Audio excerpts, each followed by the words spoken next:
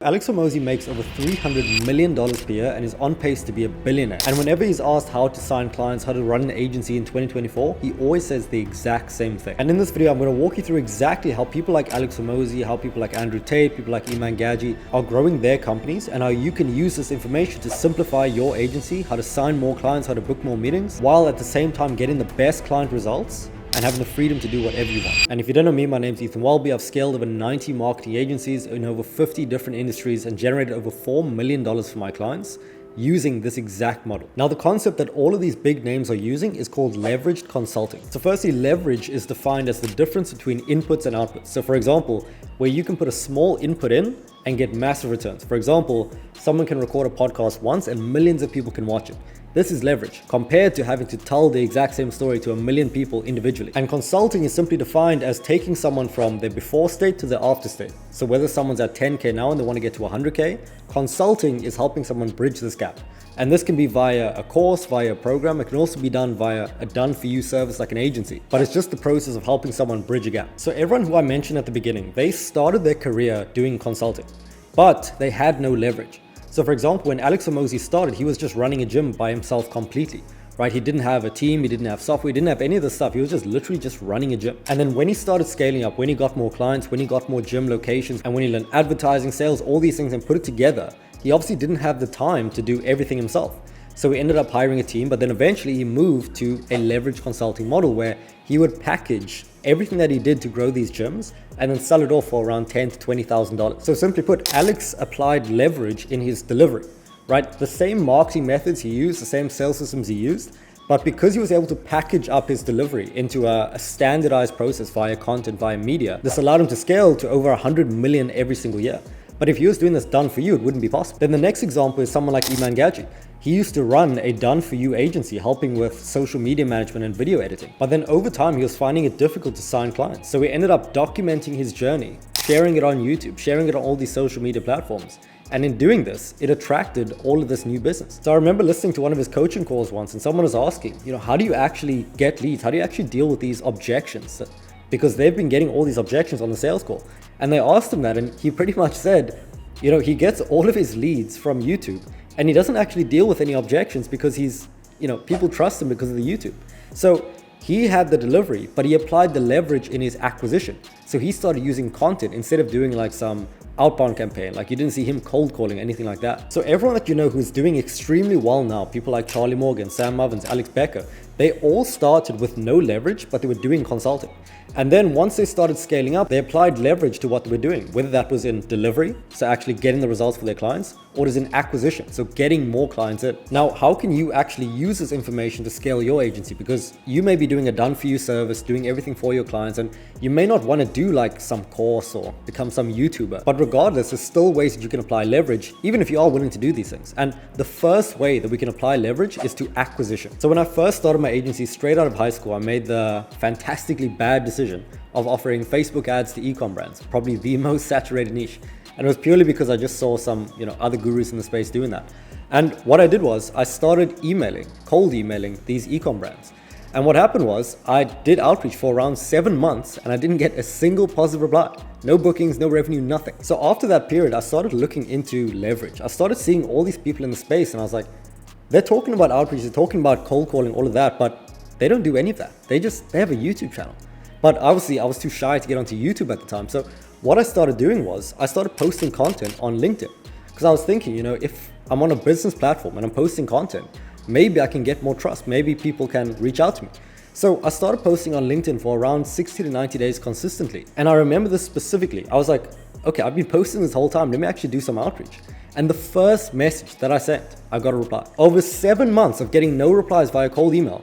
And if I did get a reply, it was just telling me to no or F off. The first reply that I got on LinkedIn, it was positive because they were like, oh, I've been seeing your stuff for the last 60 days. I trust you. I see how you're different from everyone else. Let's have a conversation. So now I've taken this approach and I've just amplified it by putting things like YouTube in place. So every single time someone books a sales call with us, they check my YouTube channel. And many times they'll watch like 10 to 20 videos. So they're spending hours with me without me speaking to them at all. They're just watching content, seeing case studies, seeing proof, all of this.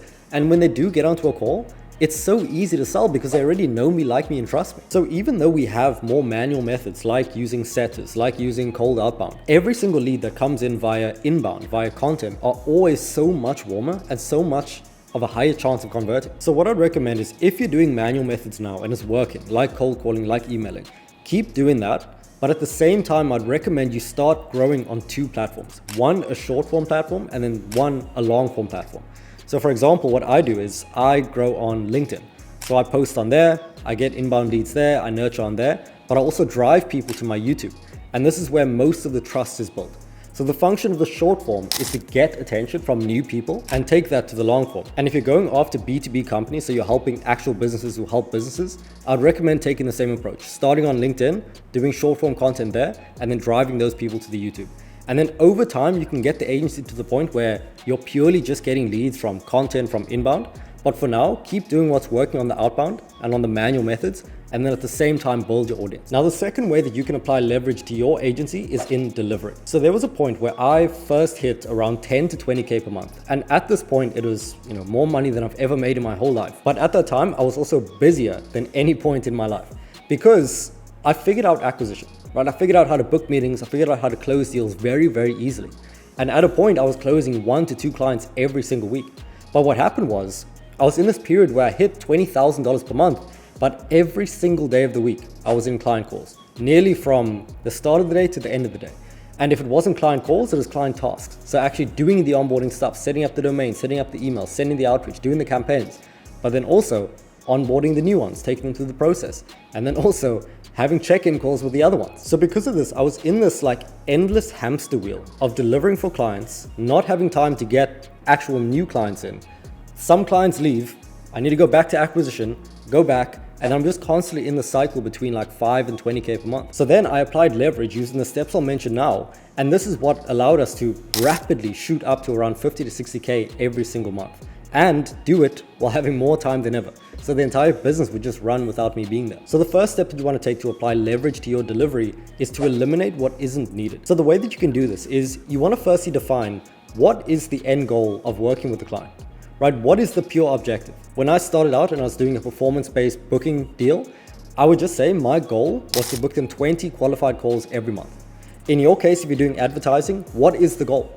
Because once we can define the goal, we can define all the activities that don't actually contribute to the goal. So for example, we used to help clients create case study videos. We would help them record it. We'd even have an editor who would do all this for them, and then we'd post it and use it in the outbound. But what we found is that this actually wasn't that beneficial. As long as they had consistent calls and they had sales training, which we provide, they closed deals. And they didn't need all these extra things with branding and the website and all of that. So what I want you to do is define the goal, then define the key things that need to be done to achieve that goal for your client, and remove literally everything else. Because the easiest way to free up time is to literally just remove what isn't needed. Then once you've done that, once you've boiled it down to the key things that you need to do to get the outcome, then you can start automating things that don't need to be done by humans. So for example, we have notifications that come in whenever a new booking is received by our client, right? And because of that, the client doesn't need to go in their email, check all the stuff. We don't need to go into their email, check all their stuff, see if they got a booking, double check the lead, all of that. A booking just comes straight from Calendly to Slack, notifies them, notifies us, and that's all done. Another thing is for our onboarding for clients. We used to do everything manually, where I would take the call with the client, walk them through everything, walk them through the slideshow, ask them for resources, all this. But then I completely automated the onboarding by creating an onboarding funnel. And we help our clients to build out things like this. But the key point is that all the information that you need, for example, understanding their market, their branding, their key information, all of this stuff, getting them on Slack, getting them on whatever, all of this can be done with a video. So we had a quick landing page with a video of me talking, explaining all the things that they need to do, all the things that they can expect with the partnership. So what's going to happen over the entire relationship, how long things take, the expectations, all of that. And they would just go through it by themselves. So they could go through it within 30 minutes, wouldn't have to schedule a call, they'd be clear on everything. And then we get a notification in Slack of when everything's ready. And in doing that, it saves me around 2 to 3 hours of doing the onboarding. And it also allows them to do it instantly. So they have a better experience not having to schedule an onboarding call, wait a week for it to happen. They just do it instantly, they're done with it, and they carry on with their life. And then finally, once you've looked for things that you can eliminate, automate, then the last thing is delegating all the things that need to be done by a person. So simply put, what you want to do is you want to document everything that you're currently doing.